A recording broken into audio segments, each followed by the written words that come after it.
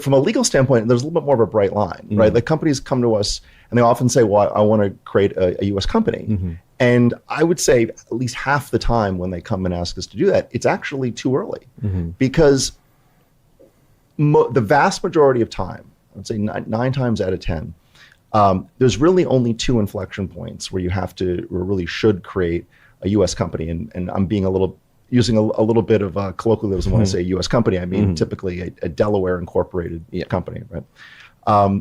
There's really two inflection points where you really need to have the US company. Is if you are hiring employees in the US and you're not using an employer of record service, and why wouldn't you use an employer of record service? I mean, one reason is to provide tax advantaged options, which it's a little bit easier to do for subsidiary employees than for ERR employees. Right? Once you decide you want to hire them through a company in the US, then you would create a US subsidiary, very often a Delaware corporation subsidiary. Or, and this is a little bit more nuanced, you're typically an early stage company, seed, sometimes Series A, and you go out and look to raise from US-based investors.